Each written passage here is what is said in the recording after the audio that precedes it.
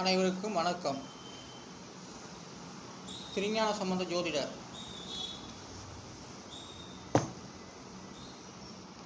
நவக்கிரக தமிழ் எளிய ஜோதிட பிரகாரம் சொல்லப்பட்டு வருகிறது. இன்றைய சொற்கள்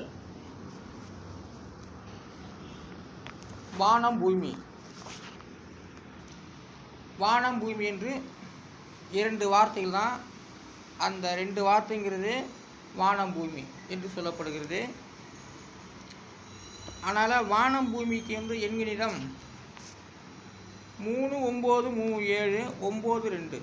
அப்போ வானம் பூமி இதெல்லாம் கூட்டினாக்கா 30. அதோடைய விதி என்கிறது 3.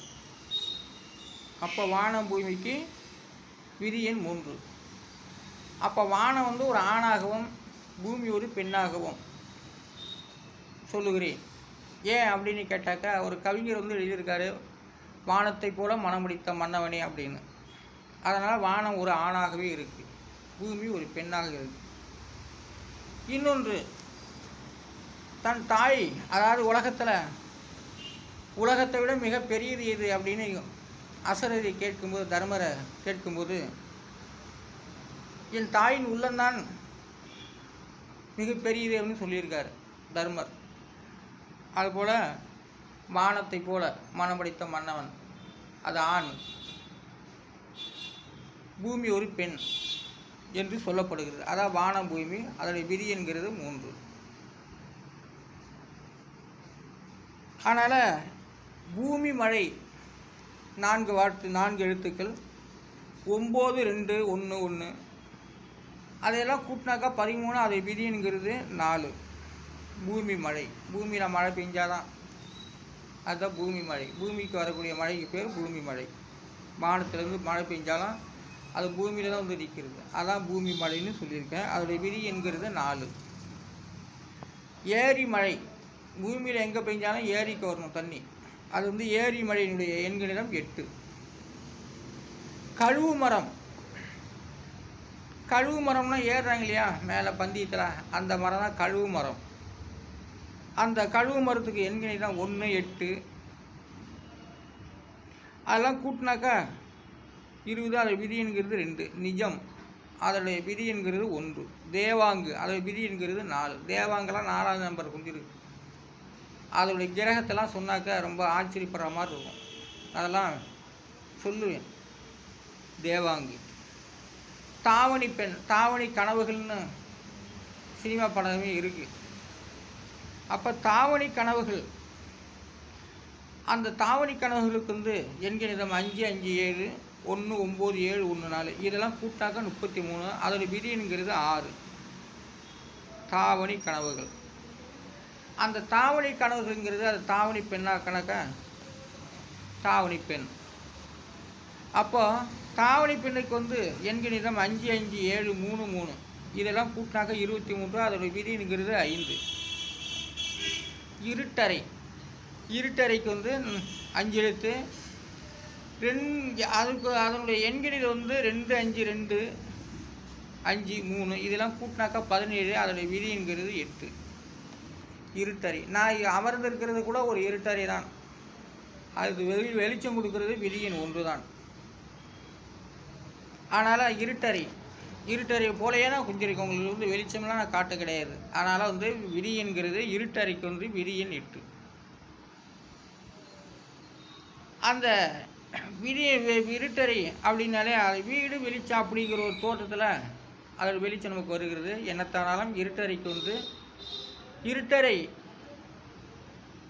பிடித்திருக்கிறது எங்கள் 8 தான். அந்த 8ஆம் நம்பர் தான் இருட்டறை உள்ளவங்களுக்கும் வழி கொடுக்கறது, எல்லாத்தையும் செய்கிறது, நன்மைகள் செய்கிறதெல்லாம் அந்த 8ஆம் நம்பரை தான். இருட்டறை உள்ளவங்களுக்கும் விதியின் 8 தான் அவர்களுடைய ஆயுசை கொடுக்கறது, அவர்களுக்கு செல்வாக்கு கொடுக்கறது, மூச்சு கொடுக்கறது, உயிர் கொடுக்கறது எல்லாமே. அதனால் இப்போ இருட்டறையுடைய விதி என்கிறது 8 தான். ஏன்னா இன்று வந்து வள்ளுவர் வந்து சொல்லியிருக்காரு ஒரு குறள், வலி எறிதல் வந்து எழுதியிருக்காரு. அதிகாரம் 48 எழுதியிருக்காரு. ஒரு வந்து தான் ஊக்கமாக இருக்குன்னு நினச்சி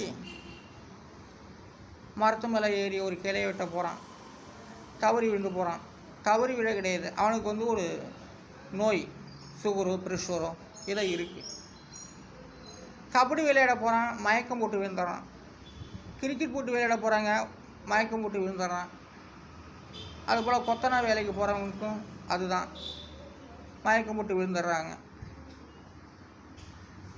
அப்போ ஒரு வேலையை வந்து செய்யணும் அப்படின்னு போகிறான், அவனால் செய்ய முடியாதுன்னு போய்விடுது. காரணம் என்னன்னா, அவனுக்கு சுகர் ப்ரெஷர் இருக்குது.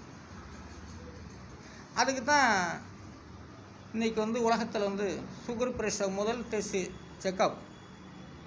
அவன் எவ்வளோ ஊக்கமாக இருந்தாலும் தைரியமாக இருந்தாலும் அவனுக்கு சுகர் ப்ரெஷரு செக்கப் பண்ணுற காரணம் அதான். வள்ளுவர் வந்து சுகர் ப்ரெஷருன்னு தான் அந்த பாட்டை எழுதியிருக்காரா, திருக்குறள் எழுதியிருக்காராங்கிறது தெரியல. அதாக தான் இருக்கும். அதிகாரம் 48 வலியறிதல் வந்து 473வது குறளில் எழுதி சொல்லியிருக்காங்க. உடைத்தம் வலியறியார் ஊக்கத்தின் ஊக்கி இடைக்கன் உரிந்தார் பலர் அப்படின்னு சொல்லியிருக்கார வள்ளுவர். அதுக்கு வந்து தெளிவுரை எழுதியிருக்காங்க. தம்முடைய வலிமை இவ்வளவு என்று அறியாமல் ஊக்கத்தால் முனைந்து தொடங்கிய இடையில் அதை முடிக்க வகையில்லாமல் அழிந்தவர் பலர்ங்கிறார். அப்போ உடம்புல வந்து தனக்கு வந்து இருக்கக்கூடிய ஒரு ஊக்கம், தெம்பு, தைரியத்தினால் அவர் ஒரு வேலையை செய்ய போகிறாரு. திடீர்னு மயக்கம் ப்ரெஸ்ஸுங்கிறதுனால தவறி கீழே விடுறாரு. அப்போது தனக்கு ஊக்கமாக இருந்தாலும் செக்கப் பண்ணி அதை சோதனை செய்து அந்த இடத்துல போய்ட்டு அந்த வேலையை செய்ய வேண்டும். அப்படி செய்தாக்க தவறியும் விழமாட்டோம், மயக்கம் போட்டும் விழமாட்டோம். அதனால்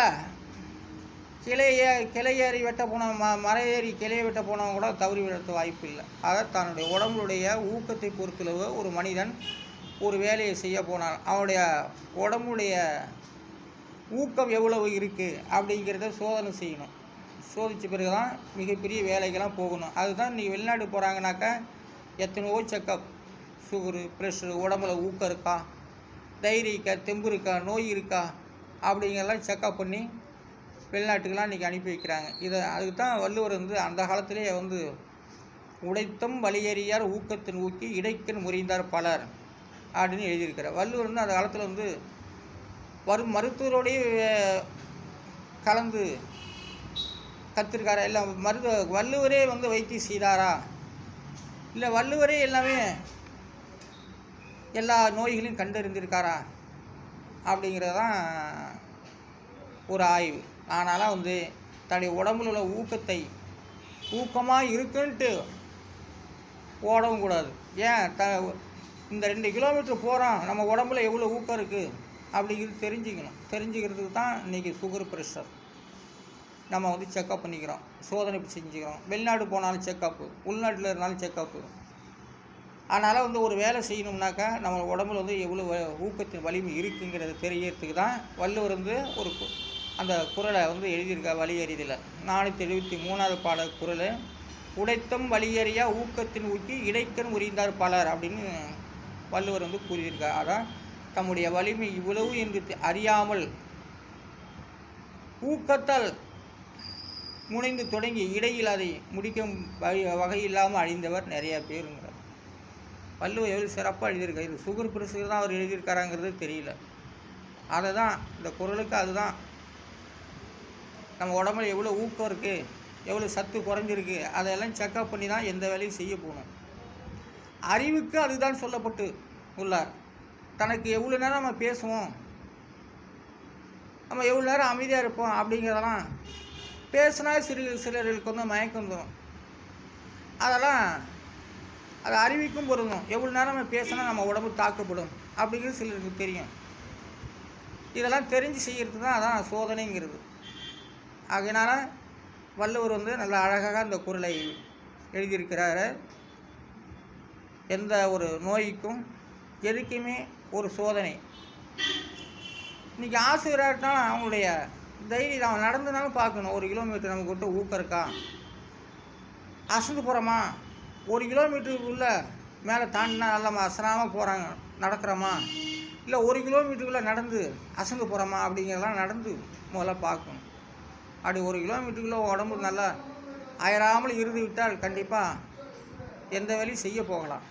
கொத்தனார் வேலையாக இருந்தாலும் சரி, சித்தார் வேலையாக இருந்தாலும் சரி, இன்ஜினியர் வேலையாக இருந்தாலும் சரி, வண்டி ஓட்டினாலும் சரி, கார் ஓட்டினாலும் சரி, எதுக்குமே ஒரு உடற்பயிற்சிங்கிறது முக்கியமான வேலை செய்கிறவங்க, கடினமான கன்ஸ்ட்ரக்ஷன் வேலை செய்கிறவங்களாம் ரொம்ப அது ஆயுசு தான் எந்த வேலையும் செய்ய போகணும். ஆனால் வள்ளுவர் இந்த குறளை அருமையாக எழுதியிருக்கின்றார். எந்த ஊக்கமான உடம்பாக இருந்தாலும் சரி, ஊக்கம் இல்லாத உடம்பாக இருந்தாலும் சரி, அதுக்கு சோதனை செய்து நம்ம எந்த வேலையும் செய்யலாம் நல்லது. அப்படி சோதனை இல்லாமல் ஊக்கமாக இருக்கும், தெம்பாக இருக்குன்ட்டு போயிட்டு செஞ்சு இடையில் போயிட்டு செய்ய முடியாமல் அயர்ந்து வந்துவிட்டால் அதை அயர்ந்து வரக்கூடாது. அயர்ந்து வந்தவர்கள் பலர் அழிந்தும் போயிருக்கிறார்கள். அதுக்கு தான் வள்ளுவர் உடைத்தம் வலியறிய ஊக்கத்தின் ஊக்கி இடைக்கின் முறிந்தார் பலர் அப்படின்னு சொல்லியிருக்கிறார். எந்த வேலையும் செய்யணும்னா தன்கிட்ட தெம்பு இருக்கிட்டு செய்யக்கூடாது. நம்மளால் முடியும் அப்படிங்கிறது சாதாரண முறையில் செஞ்சு பார்த்துட்டு தான் ஒரு இடத்துல போட்டு போகணும். அதான் ஜாதகம் இது வள்ளுவர் திருக்குறள் எழுதியிருக்காரு. இந்த என்கிறது நான் தமிழ் என்கிற ஜோதிடம் வார்த்தை அடிப்படை சொல்லப்பட்டு வருகின்றேன். இருட்டறைக்கும் ஒரு எண்கணிதம், இருட்டறைக்கும் அந்த வார்த்தைகள், அந்த எண்கணிதம் பேசப்பட்டு வருகிறது. அதனால் ஒவ்வொரு எண்ணையும் ஒவ்வொரு வார்த்தைகள் பிடிச்சி வச்சுருக்கு. ஒவ்வொரு வார்த்தையும் ஒவ்வொரு நம்பரை ஒரு எண்ணை பிடிச்சி வச்சுருக்கு.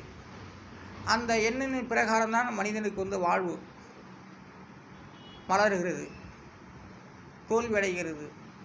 ஆனால் வார்த்தை இல்லாமல் எண்ணும் எழுத்தும்தான் ஜோதிடம், எண்ணும் எழுத்தும்தான் வார்த்தைகள் என்பதை நான் உறுதியாக சொல்லுகிறேன். ஜாதக பலன் எப்படி எழுதப்பட்டது, சோதி பலன் எப்படி எழுதப்பட்டது, வார்த்தைகளை எப்படி நம்ம வார்த்தைகளை உணர்கின்றோமோ அதுபோல கிரகங்கள் உணர்ந்துதான், எண்ணும் எழுத்தும் கிரகங்கள் உணர்ந்துதான் மனிதனுக்கு வழிகாட்டப்பட்டு வருகிறது. ஆனால் எண்ணும் எழுத்தும் இல்லைன்னா கிரகம் கூட நினைக்காது. அதனால் இந்த நவக்கிரக தமிழ் ஜோதிட பிரகாரம் நான் வார்த்தை அடிப்பில் சொல்லிக் கொண்டு வருகின்றேன். இதெல்லாம் நமக்கு ஒரு குணம். ஆகவே அரியலூர் மாவட்டம் திருஞான சம்பந்த ஜோதிடர், தமிழ் என்கிற வள்ளுவர். நன்றி, வணக்கம்.